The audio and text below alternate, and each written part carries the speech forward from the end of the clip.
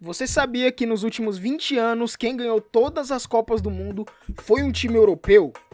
Você nesse vídeo vai entender o porquê que o Brasil não ganhou mais Copa do Mundo, também vai entender o fato do Brasil ele sofrer tanto quando ele joga contra times europeus dentro da Copa do Mundo e o principal, quais são as chances do Brasil para as próximas Copas do Mundo. Seja bem-vindo a Manual do Esporte, não se esqueça de deixar a sua inscrição no nosso canal e deixar o seu like se o nosso vídeo te agradar. Beleza? Todo mundo sabe que o Brasil ele é o maior campeão da Copa do Mundo de todos os tempos. Se você for pegar na história, o Brasil ele não é só a seleção que tem mais Copas do Mundo ganha, mas também tem o rei do futebol, no caso o Pelé. 3 primeiras Copas que o Brasil ganhou, o Pelé ele estava presente. Inclusive, contamos a história do Pelé aqui no nosso canal da Manual do Esporte. Não se esqueça, vou deixar ele aqui no card aqui em cima, beleza? Vamos lá, em 94 o Brasil ganhou novamente a Copa com Romário, Dunga, Companhia Limitada, ganhando contra a Itália na final. No ano de 2002 a gente teve aquela seleção com os dois Ronaldos e com outros super jogadores batendo a Alemanha na final.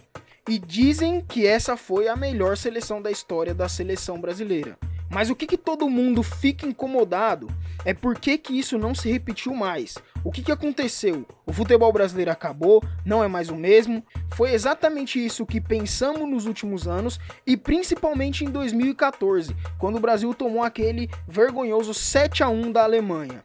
Em cima da Alemanha, lá vem cruzamento! É o gol! Perdeu inteiramente o controle do jogo o time brasileiro. Tem mais! Olha a bola tocada, virou passeio! Gol! Mas sim, existe uma explicação técnica para isso. E você vai entender tudo isso nesse vídeo. Primeiro, você precisa entender que o Brasil ele é conhecido por uma coisa chamada futebol art, ou seja, o futebol baseado no show, baseado na técnica, ou seja, muitos dribles, velocidade, precisão, o que era muito difícil pegar equipes como o Brasil, que tinha o individual dos seus jogadores muito refinado, muito forte mesmo. Aliás, não só o Brasil, mas a Argentina, Uruguai e também muitos outros times sul-americanos que, embora alguns deles, no caso, nunca tenham ganho uma Copa do Mundo, mas era um futebol digno de aplauso. Para você ter uma noção, até os anos 86, os países da América do Sul tinham 7 Copas contra 6 Copas das equipes europeias. Hoje em dia, até 2018 no caso, os europeus eles têm 12 Copas e as equipes sul-americanas têm 9 Copas do Mundo. E uma outra curiosidade é que até hoje apenas times sul-americanos e times europeus ganharam a Copa do Mundo. Isso indica claramente que algo mudou muito na Europa para eles conseguirem esse tipo de resultado. E o que basicamente aconteceu é que os europeus eles resolveram estudar o futebol sul-americano, em especial o Brasil. É claro que não é só isso, tem muito mais coisas, mas isso foi um dos pontos principal. Até o ano de 2006, os maiores campeões do Mundial de Clubes da FIFA era São Paulo, Boca Juniors, Milan, Real Madrid, Nacional e Peñarol. Essas equipes citadas acima, elas tiveram 3 títulos nessa época, ou seja, 4 times sul-americanos contra 2 times europeus. Se voltarmos mais ainda no tempo, lá no ano de 1993, teríamos no topo São Paulo, Santos, Nacional, Peñarol, Independiente, contra apenas 2 times europeus, que seria o Inter de Milão e o Milan, no caso. Porém, quando você começa a olhar os tempos atuais, vemos que o Real Madrid, Bayern de Munique, Barcelona, eles estão no topo. E aí você deve se perguntar, o que isso tem a ver com a Copa do Mundo? E eu digo, tem muito a ver. Se repararmos nessa época, os times americanos, eles pararam de ganhar espaço no Mundial de Clubes, na mesma época que os times sul-americanos, eles pararam de ganhar espaço dentro da Copa do Mundo. Ou seja, tanto o Mundial quanto a Copa do Mundo, eles meio que se parearam entre si. E um fator determinante é que os europeus, eles utilizaram times e jogadores brasileiros como objeto de estudo por muito tempo. Não é algo que aconteceu de uma hora para outra, foi estudo de décadas mesmo. A Europa investiu pesado em estudos táticos de jogo, ou seja, investiu em técnico, estudando massivamente. E aqui vem um ponto extremamente importante. O estudo do esporte, ele é uma coisa que ele é extremamente importante. E principalmente aqui no Brasil, que a gente não tem tanto esse hábito, a gente tende a ser muito mais prático. É lógico que a gente conhece muitos brasileiros estudiosos demais. E aqui vamos a um ponto muito importante, que é a parte tática. Enquanto no Brasil você tem a melhor faculdade do país, a USP, que ela não entra, nem entre as 100 melhores do mundo, e sem contar que o país não tem tantos cursos pertinentes para a formação de técnicos de verdade, embora muitos técnicos eles não sejam formados em educação física, né, para dar treino de futebol, a gente sabe que até mesmo a faculdade de educação física, ela não se aprofunda tanto nos esportes, a ponto que de você ter uma qualidade para você virar um técnico de algum esporte. E isso não é só do futebol, isso é dos outros esportes também. E essas pessoas que se formam em educação física, caso elas queiram ser técnicos de algum esporte, elas têm que necessariamente ter muitas experiências externas para conseguir um bom resultado. Enquanto na Europa eles têm cursos especializados para isso, como por exemplo o curso da UEFA e vários outros cursos que eles têm lá para qualificar técnico. Um exemplo disso é a ETEC de Esportes, que é uma escola que ela tem uma apenas no Brasil, que foi pego de um modelo francês, que essa escola de organização esportiva existia lá na França e trouxeram para o Brasil. Até hoje, por enquanto, só temos uma escola dessa em todo o território nacional, formando gestor esportivo, que é extremamente importante para isso que a gente está falando também. E nós sabemos que aqui no Brasil, o técnico de futebol ele não tem autoridade nenhuma também. O jogador muitas vezes ele sem disciplina e o técnico não pode fazer nada, pois o técnico, se ele fizer alguma coisa, ele corre risco de ser mandado embora. Sem contar que os jogadores que querem derrubar o técnico, ele começa a perder jogo de propósito, vendo o técnico como um Zé Ninguém. Como há um tempo atrás surgiu um boato no time do Corinthians, né? Pode-se dizer que é um boato, ninguém tem prova se isso é verdade ou não, que os jogadores eles estavam reclamando com o técnico estrangeiro porque o treino estava muito forte. Enquanto você viu tudo isso aqui desse lado do mapa, agora a gente vai lá para o outro lado do mapa. Enquanto isso, todos esses anos os europeus foram formando técnicos, continuaram estruturando a tática de jogo e deixando muito melhor. E com isso, colocando uma tática de jogo diferenciada, acabou anulando praticamente todos os times.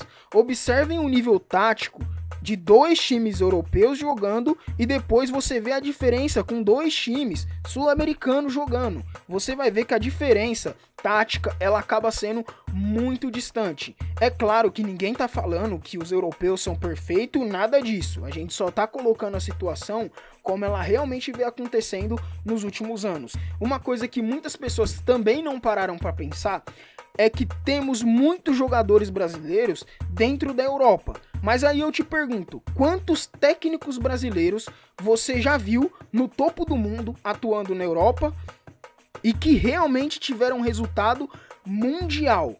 É claro que vai existir um ou outro, mas em proporção você vai perceber que o mercado de técnicos brasileiros é extremamente limitado. Os que realmente tiveram sucesso no topo do mundo geralmente são técnicos europeus. Embora existem bons técnicos aqui no Brasil, a gente sabe que os técnicos europeus eles estão à frente dos técnicos brasileiros. Observe hoje o futebol brasileiro. O Palmeiras de Abel Ferreira joga completamente diferente e toda essa bagagem dele veio de fora. E assim vários outros técnicos estrangeiros que eles estão atuando aqui dentro do Brasil. E você pode não ser palmeirense, você pode ser São Paulino, corintiano, flamenguista, você tem que admitir que o Abel Ferreira, ele é sim um dos melhores, se não o melhor técnico da história do Palmeiras e já competindo para ser um dos melhores técnicos que pisou aqui para jogar o Campeonato Brasileiro e os outros torneios que temos aqui dentro e também torneios da Conmebol.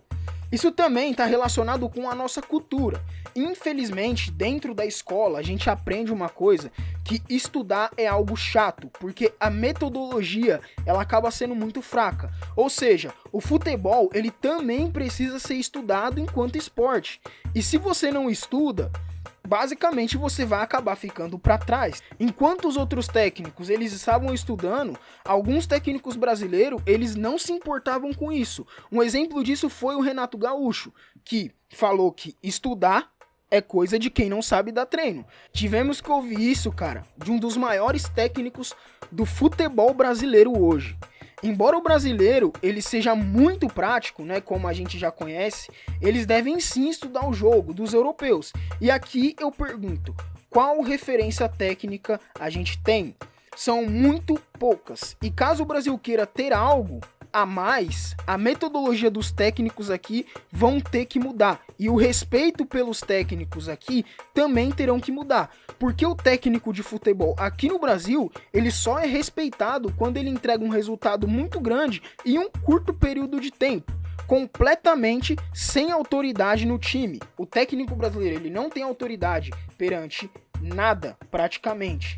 Os europeus, eles não só evoluíram nos aspectos táticos, mas eles também nos aspectos físicos. Os treinamentos lá na Europa são vários treinamentos combinados, de níveis avançados, também tratamento preventivo de lesão, profissionais capacitados para preparar o físico do atleta e mais, grandes profissionais de nutrição, e que aqui, por mais que a gente tenha, geralmente essas partes no Brasil fica bem abaixo. Algumas pessoas vão dizer assim nos comentários, né? A gente costuma ver.